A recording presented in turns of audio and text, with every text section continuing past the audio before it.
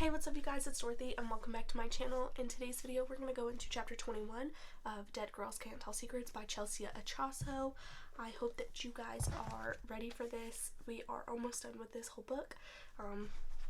We've only got that much left to go, and yeah, so let's get right into this video. This video may contain sensitive topics and foul language. If you do not wish to continue, I suggest clicking off the video now. Excuse me, you have been warned. Chapter 21. So you think Piper caught Mr. Davis doing something shady? A whisper of terror passes over the back of my neck. He could have been outside the tent when JC and I were talking. He could have painted that message. I don't know. Alexander says, brown skin blushing rose in the early morning light, but we have to consider the possibility. Someone wanted her out of the club. The last place she went was the school looking for him. I still think that this is ridiculous. JC looks to Noah for help. Okay, so Piper was investigating the soccer team, but we don't know that she found anything. I turned to Alexandra. You never listened, and while Piper was recording, believe me, I tried, but she was so careful. All I've got is this scrap of paper. There are a couple of more initials, like the letter C. She points to some scribbles on the bottom of the page. Looks like where are the ROTs, but the O could be a D. I don't know. She shrugs that and stuffs the paper back into her pocket. Random drug test, Tyler says. Suddenly, RDTs. Maybe Piper figured out it was a drug thing. It wasn't drugs, I blurt, realizing too late how defensive I sound. But they're wrong. Grant would never do that. Let's think about this, Alexandra says, trying to calm me but only adding to my irritation. If it was drugs, then the C could stand for coach. Obviously, I say. The athletics director wasn't going to let Mr. Davis keep his coaching job if they had another losing streak. Mr. Davis might have panicked. If he's involved in some sort of cover-up for the boys' soccer team, maybe Piper found out and he caught on.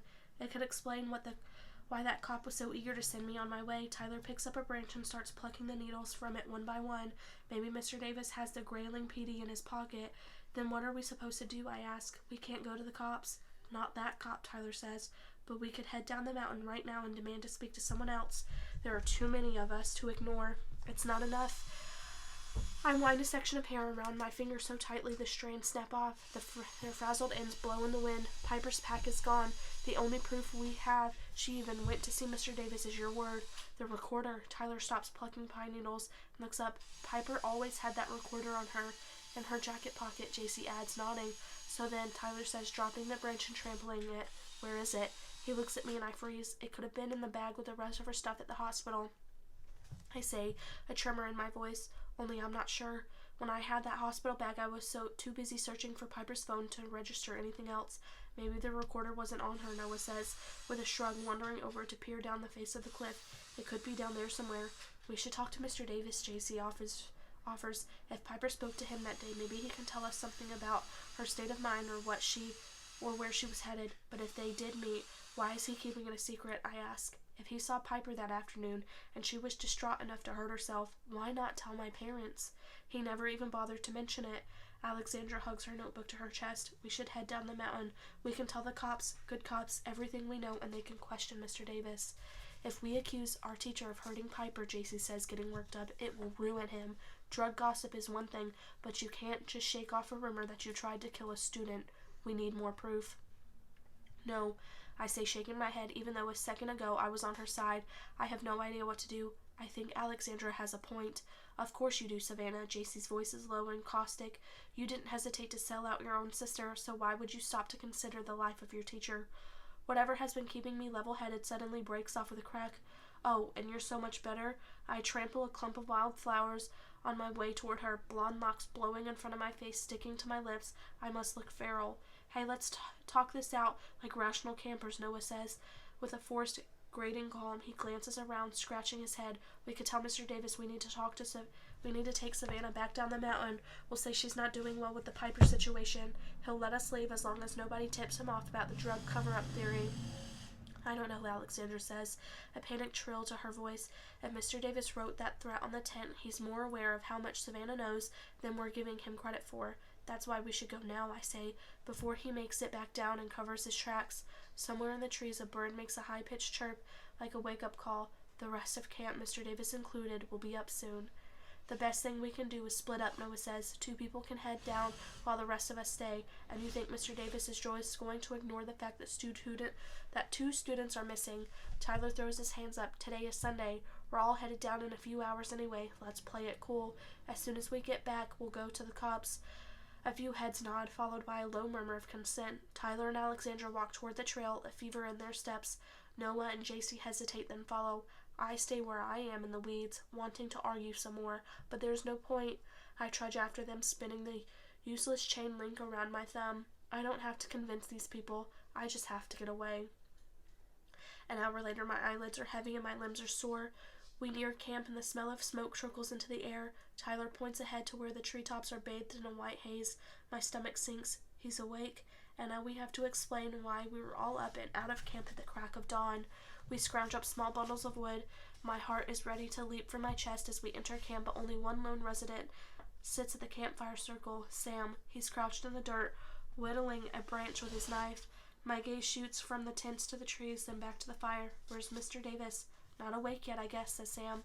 Tyler lets his wood drop to the ground, and I shush him. Sorry, he mumbles. What's going on, Sam asks. I thought you were all still sleeping. Nothing's going on, JC spits too forcefully. Just collecting some wood to help you out, buddy. Noah nods to his meager stack and places it near the fire ring. Sam watches him wearily. Thanks. He goes back to whittling, pretending like we're not surrounding him. We each add our wood to the pile and plop down around the fire to wait out the morning. After a minute, Alexandra pulls a scrap of paper hidden in her notebook, squinting at the scribbles again. Beside JC, Noah yawns and draws circles in the dirt with a stick. I scoot closer to Tyler. Now that the charade is over, you can tell me your true feelings about Squirrel Mix. He ignores me, tossing a log onto the fire. I take a deep breath. Look, I know you think I'm horrible, I say, my voice low, and you're right, but I'd do anything to be able to tell Piper how sorry I am. I would own up to the grade scam in a millisecond if it would wake her up. I would take back everything I said to her that day and tell her how amazing she is. I try to swallow as the words catch in my parched throat, and how much I love her, how much I want to be a better sister for her. Tears well in my eyes, one blink away from spilling over. Good. He shifts to clear a rock from the dirt beneath him. If she does wake up, she deserves all of that and more. Embarrassment smolders in me. I'm an idiot. I can't believe I ever shared 2 words with that guy, that I drank it all up when he pretended to believe I was nothing more than a distraught sister, while he knew every crooked turn of my soul the entire time. He's only standing up for Piper. Still, it stings. I believed he wanted to be my friend. I lean in closer. You might think you're special because you were friends with Piper, but I'm her sister. I've been in her life since the day she was born. They should carve your name on a plaque, Tyler mutters, gaze still locked on the flames. I already told you I made a mistake. I really thought, I swallow, you wanted to help me. Do you even want help, Savannah? He snaps his eyes, sparking fiercely as he finally looks at me. Piper tried to help you, and you look where it got both of you. I'm sorry about everything I did to her.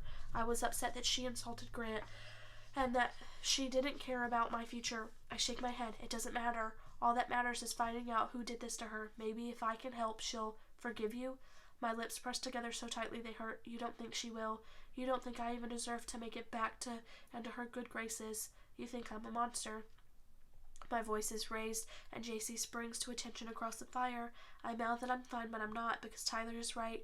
I'm worse than a monster. I admit, dropping my voice. I don't deserve her forgiveness, but I'm still going to try. I get up and stride in the direction of my tent. I don't make it far, though, before Tyler brushes past me to block my path. He sighs, running a hand through his black hair. That's not what I was thinking. I look up at him.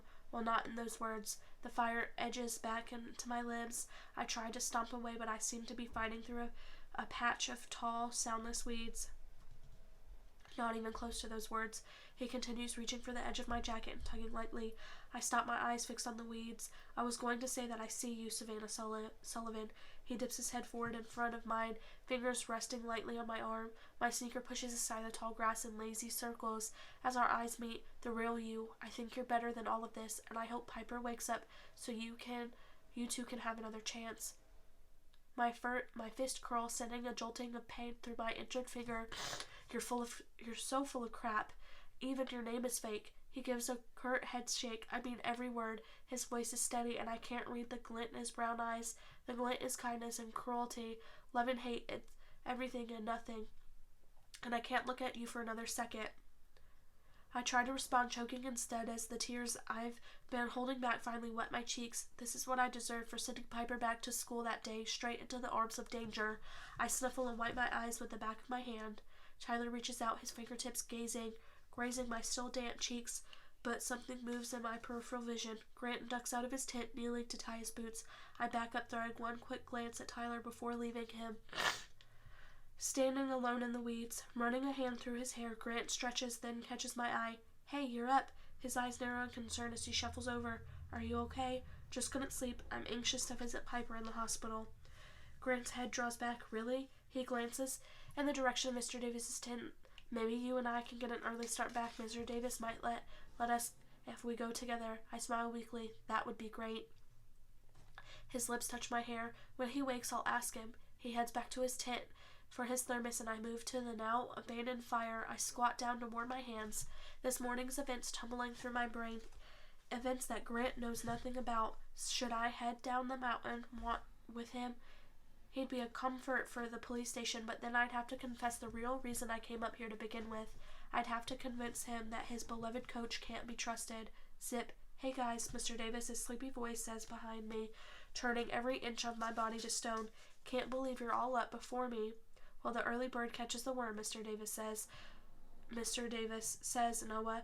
A hoarsely clunky laugh follows. Does that mean you caught something, Mr. Crawford? No. I left my bow and arrows back home, sir. Dark circles rim Noah's eyes, reminding me how tired I am. Jacy yawns, causing me to yawn. Off to one side of the camp, the bright green tent begins to rustle. The door unzips and Abby pokes her head out, rubbing her eyes and rolling her neck sleepily. She pulls a beanie over her tousled hair and meanders over to the fire. Mr. Davis starts assembling his jet boil, and Grant tosses me a reassuring smile before joining him. Smoke burns my throat and distorts the scene as I watch them, my hands fidgeting in my lap. A minute later, Grant returns frowning. He says we can't split up the group. I would have thought he'd be more understanding. When are we heading back down? He shrugs. He wants us to enjoy the morning up here in the fresh air. Great. I take a breath, but my senses no longer register pine or smoke or the vast glory of the mountains. The only thing I sense right now is my purpose, and that's to get down this mountain with or without the buddy system. That is the end of this chapter. I will see you guys in the next video. Bye.